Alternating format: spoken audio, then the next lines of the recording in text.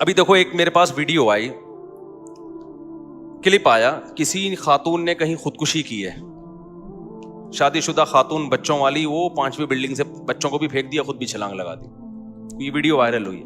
نیچے لکھا ہوا ہے, حکومت کو برا بلا کہا ہے کہ دیکھو گورنمنٹ نے غربت مہنگائی اتنی کر دی ہے جس کی وجہ سے یہاں تک نوبت آ گئی کہ عورت اپنے بچے کو مار رہی ہے. ہائے ہائے ہائے.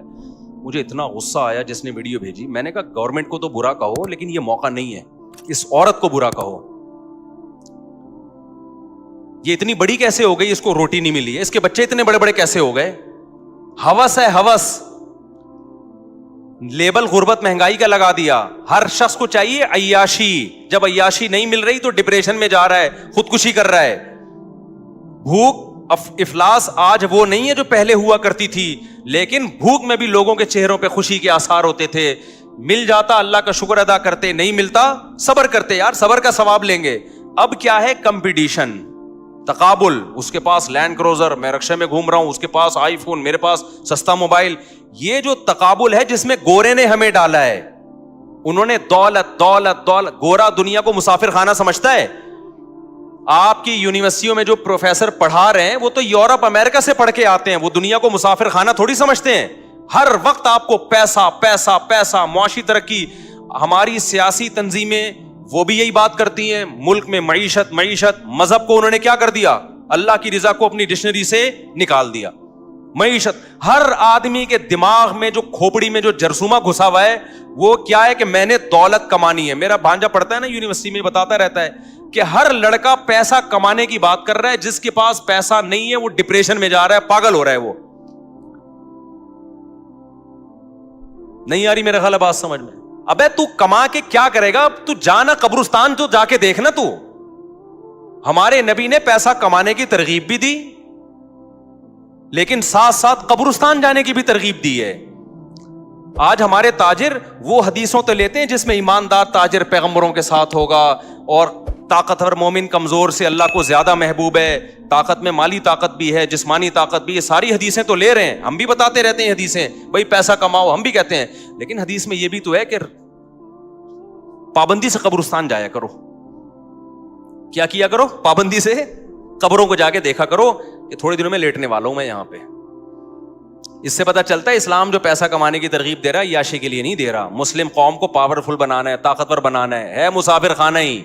صحابہ تو غریب تھے بھائی زیادہ تر, پھر بھی کامیاب ہو گئے.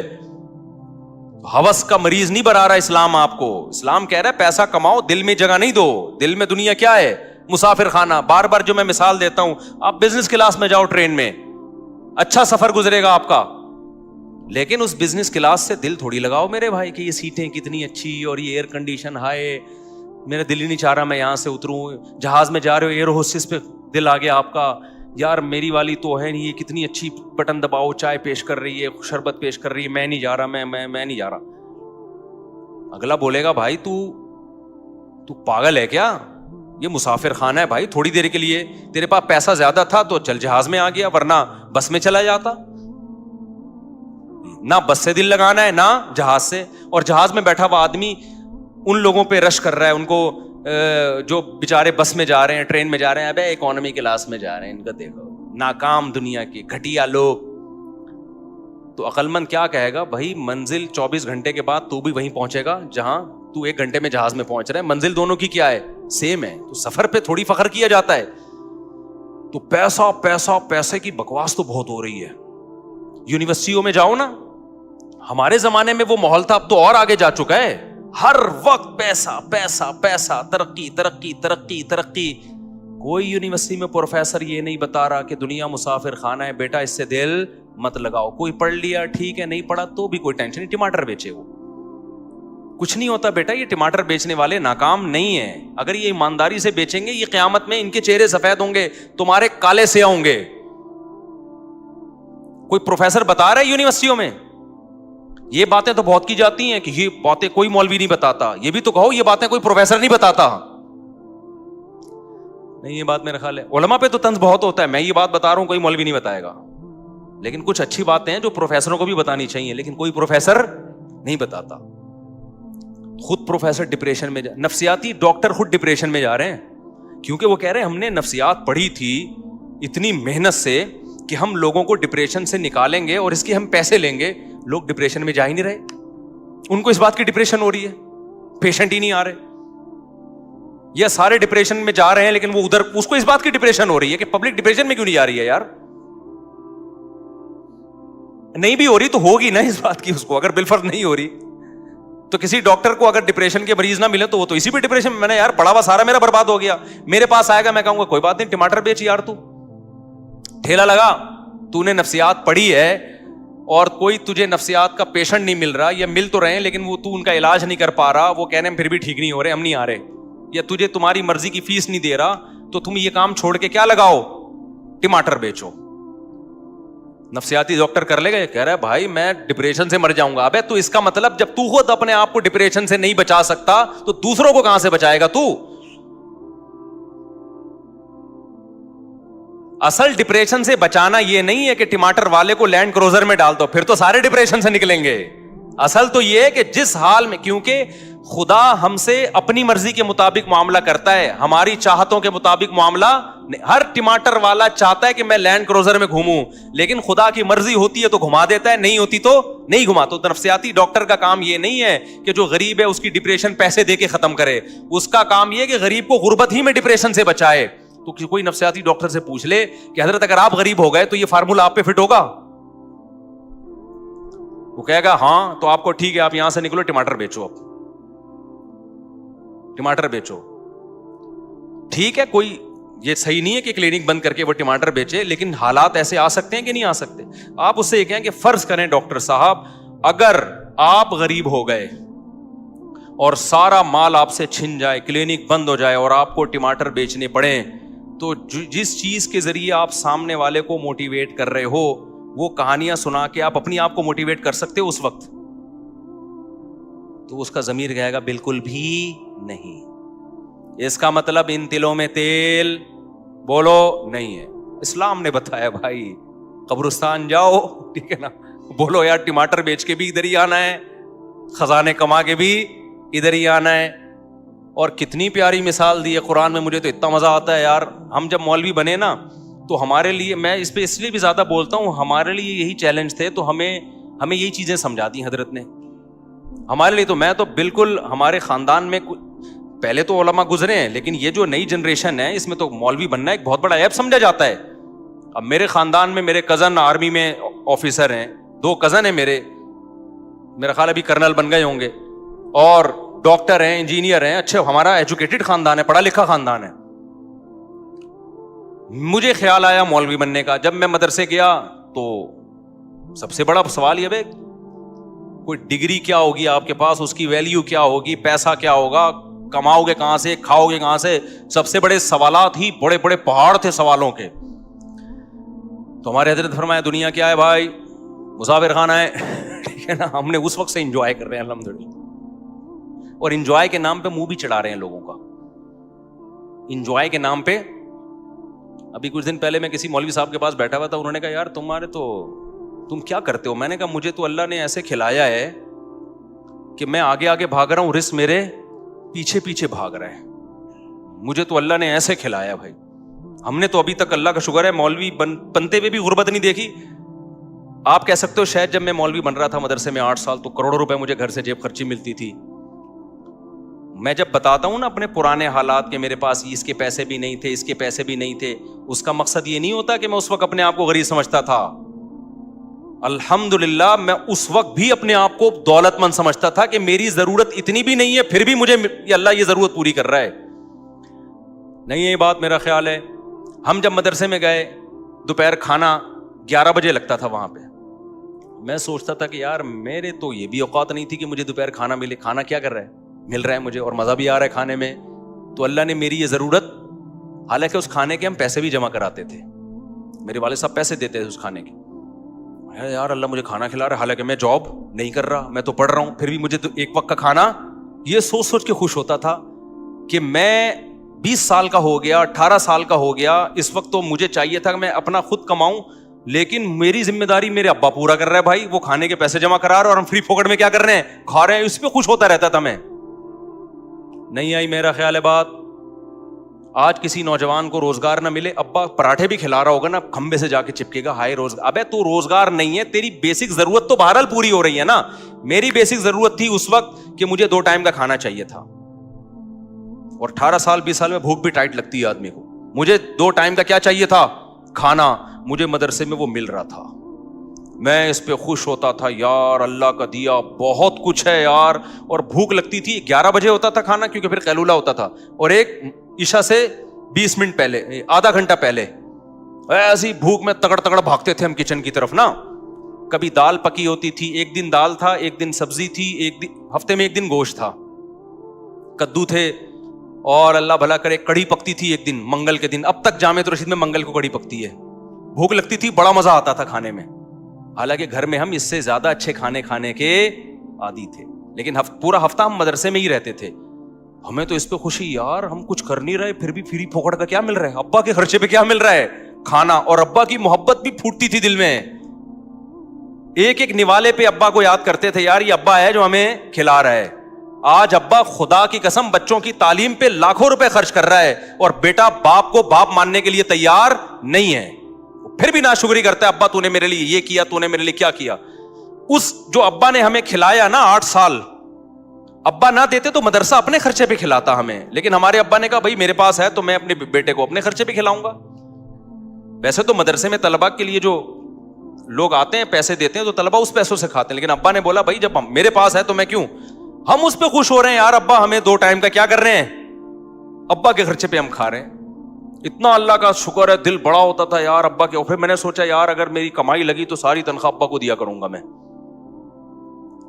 نہیں یہی بات میرا خیال ہے. آج جب نوجوان کو دیکھتا ہوں نا میں, یار باپ تمہاری تعلیم پہ لاکھوں روپے خرچ کر رہا ہے, گیس کا بل تمہارا باپ دے رہا ہے, بجلی کا بل تمہارا باپ دے رہا ہے, گھر تمہارے باپ نے تمہیں دیا ہوا, یہ سارا کچھ ذرا اپنے خرچے پہ کر کے دکھاؤ نا چند دن.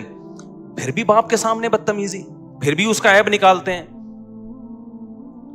کتنی بڑی نعمت. پھر جمعرات کو جاتے تھے, والدہ سے ملاقات ہوتی تھی, ماں کی الگ محبت ہوتی ہے بھائی.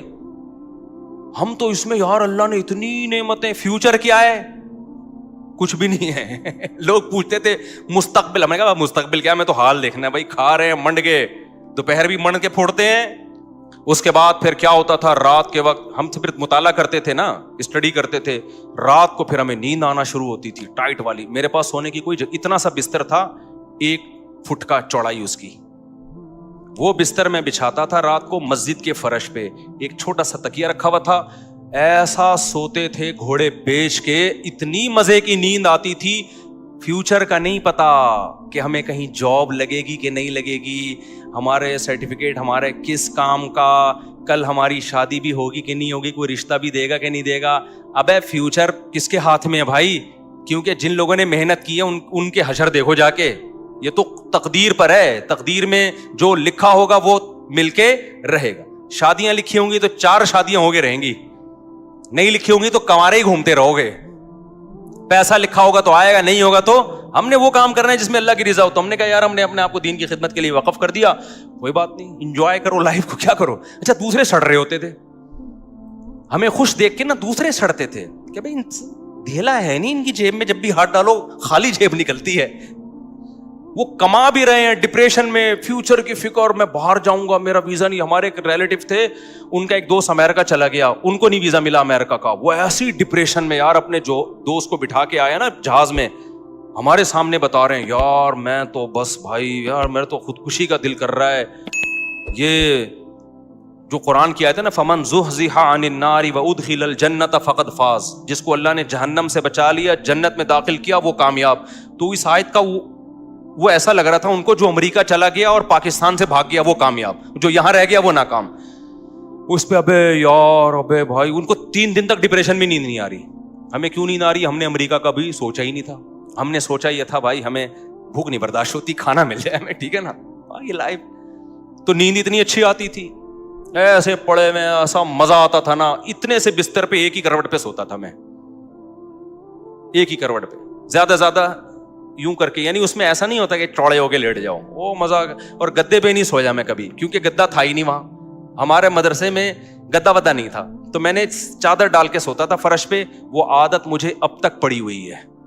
میں گدے پہ سو ہی نہیں سکتا. میں اب کہیں ٹریولنگ کرتا ہوں نا, بڑے بڑے لگژری ہوٹلوں میں کبھی ٹھہرنا پڑتا ہے, نیچے چادر بچھا کے سوتا ہوں. ایک دفعہ وہ ہوٹل والے انہوں نے بولا اتنا لگژری بیڈ آپ کے لیے پڑا ہوا ہے, آپ نیچے سو رہے. میں نے کہا بھائی ہمیں گدوں پہ نیند ہی نہیں آتی, ہمیں آتی ہے پھٹے پہ نیند. جنازے میں بھی آرام سے لیٹ جائیں گے پھٹے پہ. جو گدے والا آدمی جنازے کی چارپائی پہ بھی بولے گا بھائی تو کیا کر رہا ہے, کچھ گدا ڈال دے. کیا خیال ہے بھائی؟ نہیں آئی میرا خیال ہے بات سمجھ میں. پھر استاذوں سے ڈانٹے کھاتے تھے, اس کا اپنا مزہ تھا. ہم نے یہ سنا ہوا تھا بھائی استاذ کی ڈانٹ کیا ہے, جیسے کھیتی کے لیے پانی. تو انسلٹ محسوس نہیں کرتے تھے ہم, ڈپریشن میں نہیں جاتے تھے. آج کوئی بڑا کسی چھوٹے کو ڈانٹ دے, ڈپریشن میں جا کے میری انسلٹ کی ہے, میں یہ انسلٹ برداشت نہیں کر سکتا, تو ڈپریشن ہوگی نا.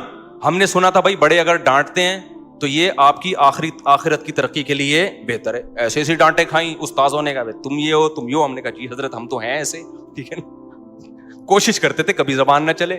تھوڑی سی بےزتی تھوڑی دیر کے لیے محسوس سی ہوتی تھی, اس کے بعد جب مراقبہ کرتے کہ یار یہ تو بڑے ہیں, ان کا حق بنتا ہے. اور ہم نے بڑوں سے یہ سنا تھا بھائی استاذ کی جتنی ڈانٹ کھاؤ گے نا اتنی زمین زرخیز ہوگی, اتنا اللہ دین کا کام لے گا. بدتمیزی نہیں کرنا استاذوں سے. تو کوشش کی کہ نہیں کریں. الحمدللہ آج اس کی برکت بھی دیکھ رہے ہیں اپنی آنکھوں سے. وہ استاذ محبت کرتے ہیں. اگر ہم زبان چلاتے جیسے کالجوں میں ہو رہا ہے, ٹیچر کچھ بول دے آگے سے اسٹوڈنٹ کھڑے ہو کے کچھ بول دیتا ہے, تو بدتمیز بنتا ہے نا انسان. تو بڑوں سے بھائی بدتمیزی نہیں کرنی. تو ہم نے تو اتنی اچھا مزے کی بات آپ کو بتاؤں, ابھی جو عیاشی ہے وہ تو میں نے بتائی نہیں مدرسے میں. ابھی تو میں نے آپ کو بتایا جو 2 ٹائم کے کھانے کی ضرورت پوری ہو رہی تھی. عیاشی جس کے زرداری نے خواب بھی نہیں دیکھے ہوں گے, وہ عیاشی ہم نے مدرسے میں کی ہے. اور یہ میں دل کی کیفیت بتا رہا ہوں, اوپر سے نہیں کہہ رہا. وہ عیاشی کیا تھی, کبھی کبھار لسی بھی جا کے پیتا تھا میں.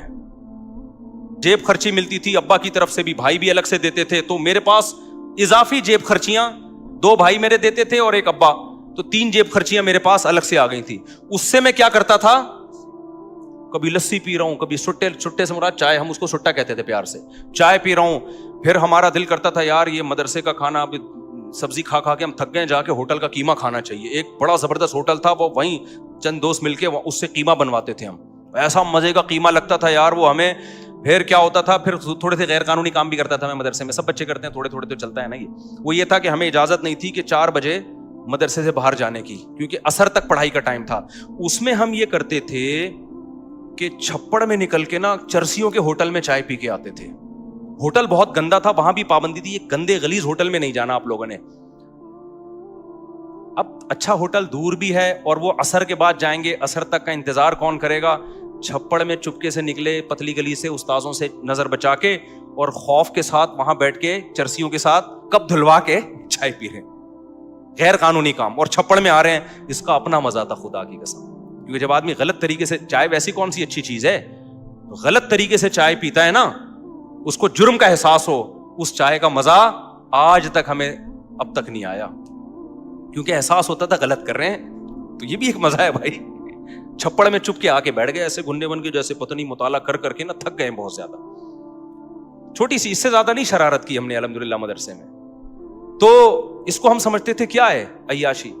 ہمارے دوست تھے, ہم ان کے ساتھ کیا کرتے تھے, ایک دور جو ہے نا ریڑی پہ کلیجی بناتا تھا بڑی ٹائٹ, وہاں جانا بھی انلیگل تھا, گورنمنٹ کی طرف سے, مدرسے کی طرف سے پابندی تھی. اب ہمارے پاس پیسے ہوتے تھے یار, کچھ تو کھائے نا باہر جا کے.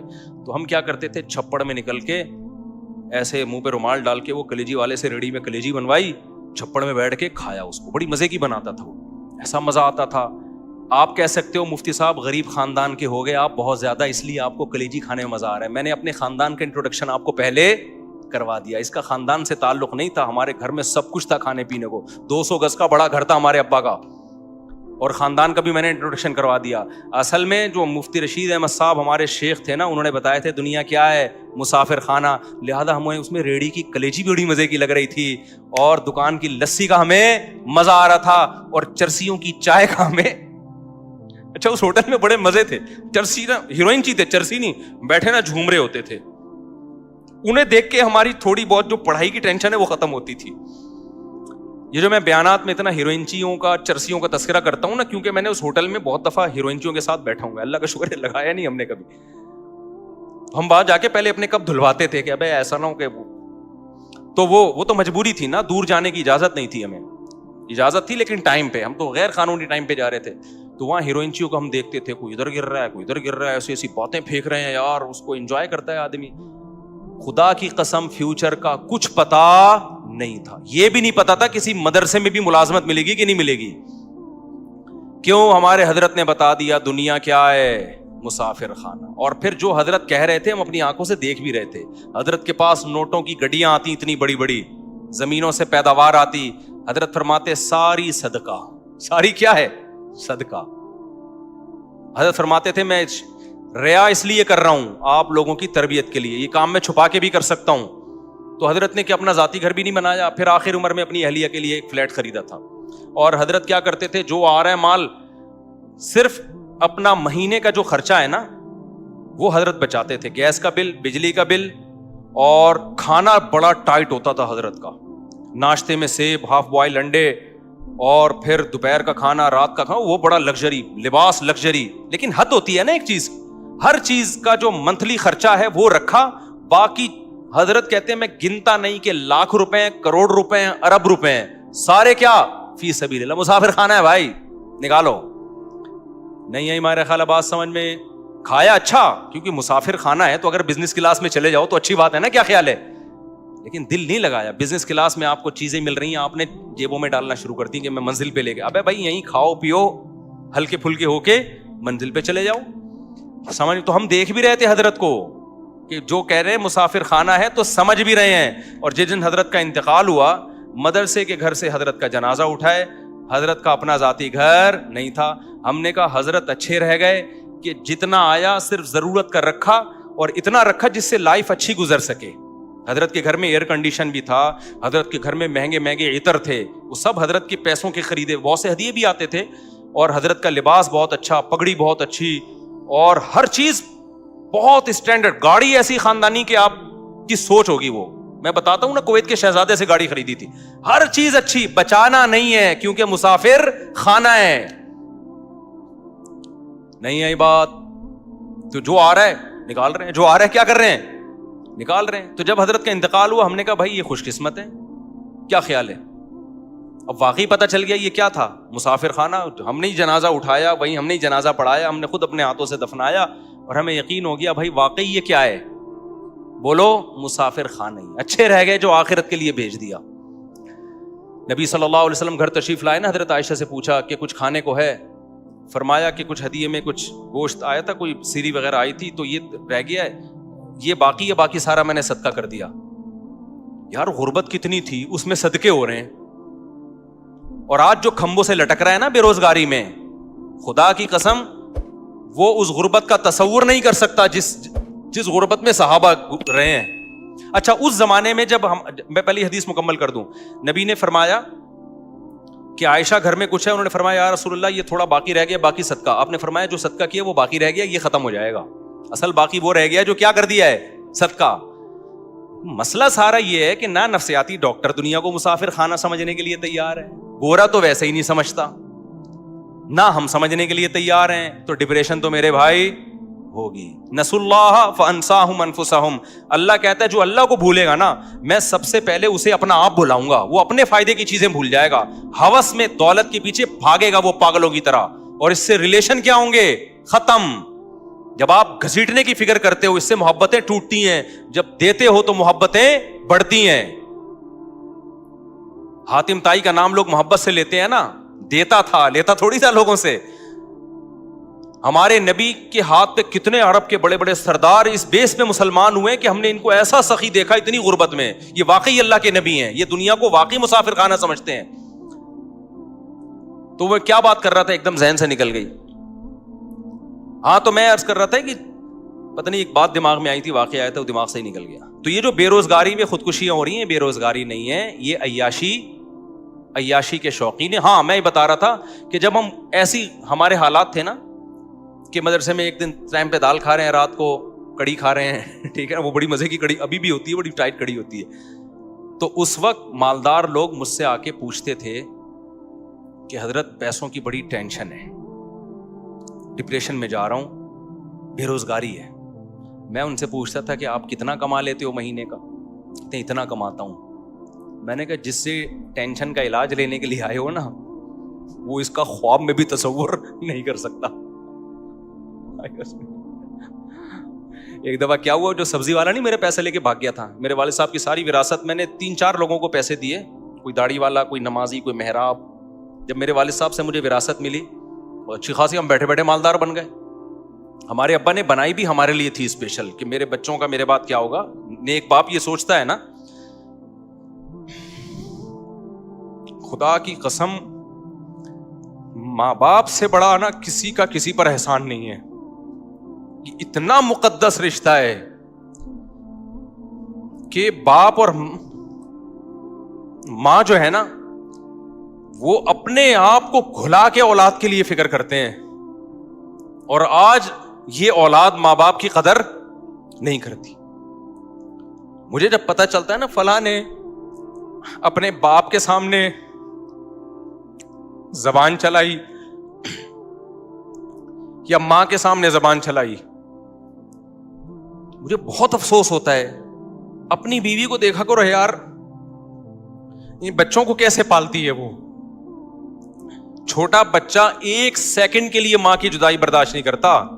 آپ بچپن میں ماں کے اتنے محتاج تھے, 1 سیکنڈ کے لیے ماں کی جدائی برداشت نہیں ہوتی, چپکا رہتا ہے ماں کے ساتھ, ایسے چیختا ہے. اور بڑے ہو کر کیسے بھولتا ہے, بڑے ہو کر کیسے بھولتا ہے.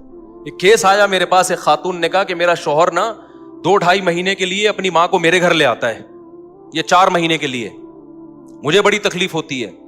میں نے کہا خاتون, آپ کا جب بیٹا ہوگا جس کو آپ اتنی تھا اس کا بیٹا اتنی محبت سے پال رہی ہو, وہ بیوی سے اس طرح وفا کرے کہ اس کی ماں کو ضرورت ہے بیٹے کے ساتھ رہنے کے لیے, اور وہ کہے کہ نہیں میں نے اپنی ماں کو نہیں رکھنا, آپ پہ کیا گزرے گی؟ ماں خود سوچ لیا کرے نا, میں اپنے بیٹے سے کتنی محبت کرتی ہوں. اگر یہ میرا بیٹا بڑے ہو کر بیوی کو مجھ پہ ترجیح دینا شروع کر دے تو میرے دل پہ کیسے آرے چلیں گے. تو یہ سمجھ میں آ جائے گی عورت کی کہ یار کتنا بڑا اللہ نے ماں کا حق رکھا ہے. عورت اپنے اوپر رکھ کے نہیں سوچتی. اور ہمارا کلچر, ہمارے اسکالرز, وہ سب آج اولادوں کو ماں باپ کے خلاف کر رہے ہیں. سوچ نہیں سکتے آپ ماں باپ کے کتنے احسانات ہیں, بھول جاتا ہے انسان. تو میں پتہ نہیں کیا بات کر رہا تھا یہ. ہاں, ماں باپ تو کوشش کرتے ہیں نا بھائی, ہمارا سب کچھ. ہمارے ابا نے بھی کوشش کی کہ یار میں جاؤں تو, خاص طور پر میں اور میرا چھوٹا بھائی مولوی بن رہے تھے, انہوں نے کہا یار یہ تو کچھ کمانے دمانے کے ہیں ہی نہیں, تو ان کے لیے تو کچھ کر کے جاؤ. لو ابا بہت کچھ کر کے گئے, لیکن اللہ نے بتا دیا ملے گا وہی جو تمہاری تقدیر میں لکھا ہوا ہوگا. ابا نے ہمیں اتنی وراثت دے دی, ہم نے اب جب میں مولوی بن چکا تھا وراثت بھی آ گئی. اب ہمیں کیا ہوا, شادی بھی میری ہو چکی تھی, اس کے بعد وراثت ملی. میں نے کہا اب دماغ میں خیالات, اب تو چونکہ اللہ نے دیا ہے, اب میں کیا بنوں گا, بزنس مین. اب ادھر سے بندہ آیا, مفتی صاحب سنا ہے آپ کے پاس بہت پیسے ہیں. اچھا, میں تخصص کر چکا تھا تو لوگ مجھے مفتی صاحب کہنا شروع ہو گئے تھے, فتوی کا جو ہوتا ہے نا انتصاب. میں نے کہا جی فرمائیے کیا کام ہے. اچھا, میرے پاس ٹائم تو تھا نہیں کاروبار کرنے کا, میرے پاس تو یہ تھا کہ ہم نے دین کی خدمت کرنی ہے. ابا کا پیسہ آ گیا تو کاروبار میں لگاؤ, 50% تمہارا 50% ہمارا. ابا ہمیں سمجھا کے گئے تھے کہ بیٹا کسی کو پیسہ پکڑا دیا کسی کا باپ بھی واپس نہیں نکلوا سکتا. اور پھر یہ بھی کہتے تھے یہ بات تمہاری سمجھ میں اس وقت تک نہیں آئے گی جب تک بھگتو گے نہیں, کیونکہ چکنی چپڑی باتوں میں آ جاؤ گے. اور وہی ہوا, ابا سمجھا کے گئے. بہتوں کے ہم نے نہیں دیے, لیکن بہتوں نے داڑھی پکڑی, ابے بھائی مفتی صاحب یہ بزنس ہے, یہ پرانی گاڑی خریدی ریپیئر کر کے بیچی, 10 تیرے 10 میرے, میٹنگیں شروع.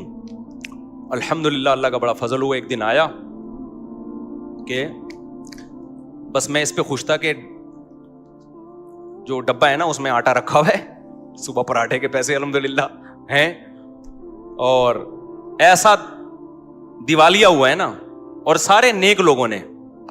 تو آخر میں جو مجھے چونا لگا کے بھاگا ہے نا, جس نے سب سے بڑا نقصان کیا, وہ کہتا تھا, میں اسے کہتا یار میرا بڑا نقصان ہوا ہے, لوگوں کو پیسے دے کے, بڑی داڑھیوں والے بھی دیکھے, اور بعض ایسے بھی دیکھے جن کے تبلیغ میں وقت لگے ہوئے ہیں, بعض ایسے بھی دیکھے جو یوں کرتے ہیں, بعض ایسے بھی دیکھے جن کا بڑا چلتا ہوا بزنس. بھائی میں تو کہتا ہے اصل میں خاندانی آدمی سے کبھی آپ کا مفتی صاحب واسطہ نہیں پڑا. یہ وہ تھا جو سب سے بڑا چونا لگا کے بھاگا تھا.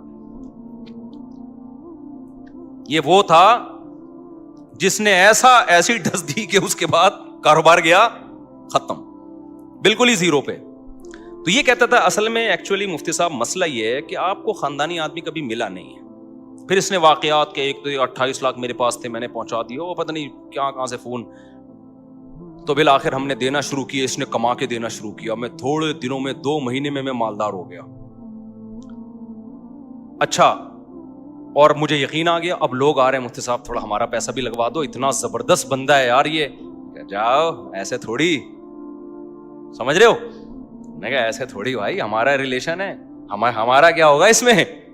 خیر میں نے کچھ لوگوں کے لگوا دیے، میرا کوئی کمیشن نہیں تھا، میں نے لگوا دی. پھر جو ہوا وہ آپ سب کے میں بیان میں سنا چکا ہوں.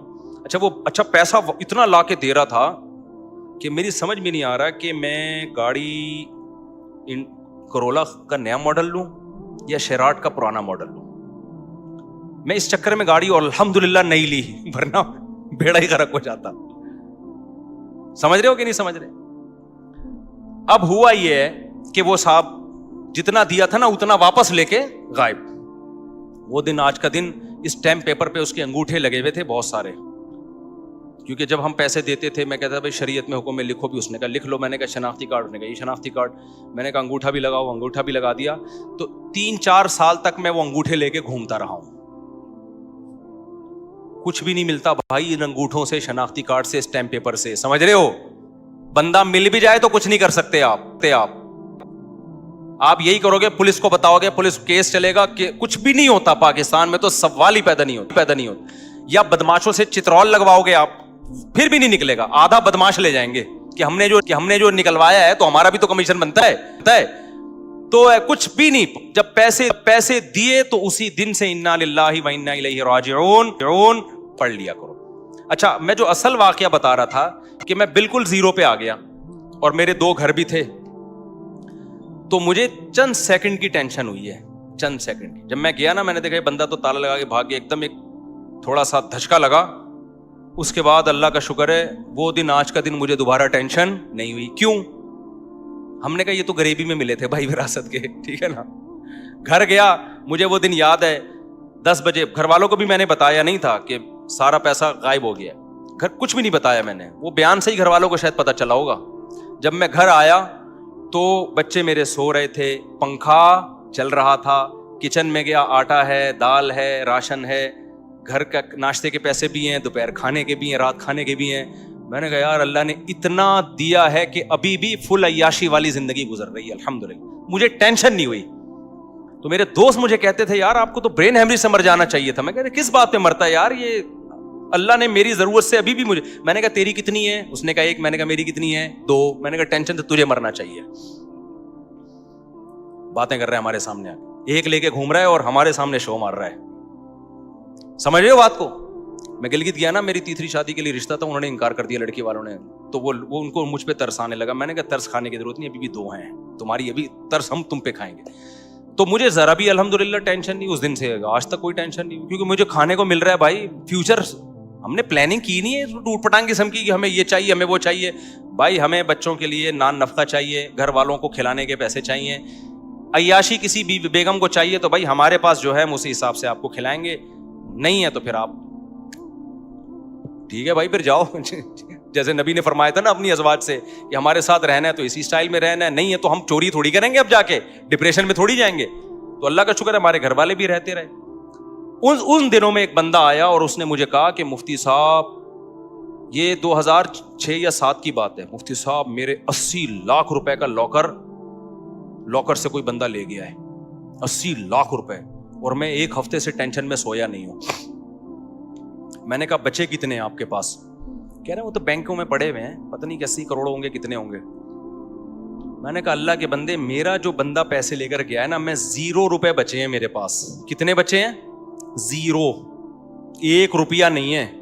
اور مجھے ٹینشن نہیں ہو رہی، اور تیرے پاس ابھی بھی لاکھوں روپے پڑے ہوئے ہیں اور تو مجھ سے آ رہا ہے. ہونا تو چاہیے میں تیرے پاس آؤں.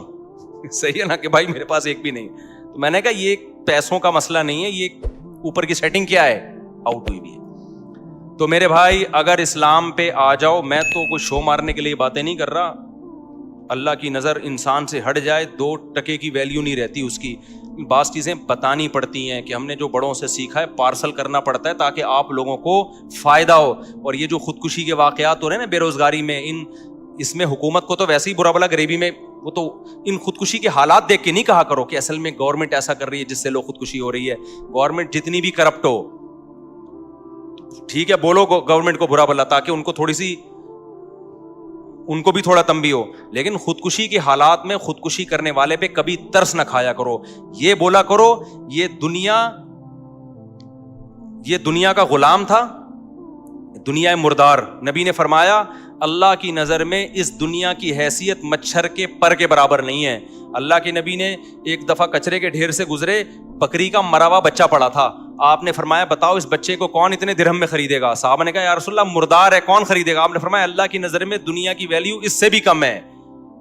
تو جس سے وہ مردہ بکرا چھن جائے اور وہ خودکشی کر رہا ہو تو خودکشی کرنے والا قابل ترس نہیں ہے, خودکشی کرنے والا قابل ملامت ہے. کہ ابے دنیا مردار پہ تو نے جان دے دی, ملک پہ جان دیتا, ماں باپ کی عزت پہ جان دیتا, دین کی خاطر جان دیتا, مظلوم کی مدد کے لیے جان دیتا, اچھا لگتا. ٹکوں پہ مر رہا ہے, صحیح نا, روٹی نہیں ملی ایک وقت بھی اس پہ مر رہا ہے. نہیں آ رہی بات میرا خیال ہے سمجھ میں؟ تو یہ خودکشی کرنے والوں پہ ترس نہیں کھایا کرو. مجھے بہت افسوس ہوتا ہے جب نیچے کہا ہائے بیچارے غربت مہنگائی. ابے تو بیچاروں پہ کر رہے اس کو, توندے بھری ہوئی ہیں ان کی کمبختوں کی. یہ ہوس ہے, ہوس, زیادہ چاہیے اور زیادہ چاہیے اور زیادہ چاہیے اور زیادہ چاہیے. اور یہ ہوس کا مریض ان کو میڈیا نے بنایا ہے, گورے نے بنایا ہے, غیر مسلموں نے بنایا ہے اور لبرل لوگوں نے بنایا ہے جو ہر وقت پیسے کے پیچھے بھاگتے ہیں. مذہب آپ کے دل کو سے پیسے کی محبت نکالتا ہے. پیسہ کمانے سے منع نہیں کرتا, پیسہ جیب میں ہونا چاہیے, دل کے اندر نہیں ہونا چاہیے. اور دل سے پیسہ جب تک نہیں نکلے گا جب تک دبا کے اللہ کی راہ میں خرچ نہیں کرو گے. نکالو, ایسے نکالو کہ دل سے نہ لگے کہ دل میں تکلیف ہو رہی ہے. وہ صدقہ ہوتا ہے, تھوڑا سا اندر کیا ہو, زخم ہو کے یار یہ میں کیا کر رہا ہوں. لیکن بیسک ضرورتیں پہلے پوری کرو. اتنا صدقہ نہ کرو کہ آپ بیسک ضرورتوں سے ہی چلے جاؤ نا, وہ تو پھر غلط ہو جائے گا. بیسک جیسے ہمارے حضرت اپنا مہینے کا لگژری خرچہ نکال کے رکھتے تھے, اس میں سیب بھی تھے, ہاف بوائل انڈے بھی تھے, اور سیب یہاں سے ختم ہو گئے تو ٹورنٹو سے آ رہے ہیں, باہر سے امپورٹ ہو رہے ہیں سیب. اور لباس, خوراک, گیس, بجلی, جو بھی بنیادی خرچے ہیں وہ پہلے, اس کے بعد پھر کچھ. میں پھر بھی آپ سے کہتا ہوں جمع بھی کرو, آپ بچوں کے لیے بھی بناؤ, لیکن صدقہ خیرات بھی تو کرو نا. جب آپ صدقہ خیرات کرو گے, اپنی مرضی سے مال کو نکالو گے, تو پھر کسی دن نکل گیا تو غم نہیں ہوگا. وہ کام ہوگا جو آپ پہلے سے کر رہے ہو. ابے کیا ہو گیا, آپ ہزاروں لاکھوں روپے صدقہ کرنے کے عادی ہو, کسی دن ڈاکو نے ہزاروں لاکھوں چھین لیے تو آپ کہو گے یہ تو ہم خود سے کرتے رہے ہیں بھائی, یہ کام ڈاکو نے کر دیا تو کیا بڑا کام ہو گیا, ٹینشن نہیں لگا. تو دنیا مردار کی محبت میرے بھائی نکالنی پڑے گی آپ کو کائنڈلی, اس کے بغیر بات بنے گی نہیں. اور وہ جو میرا ٹاپک تھا وہ وہیں رہ گیا کہ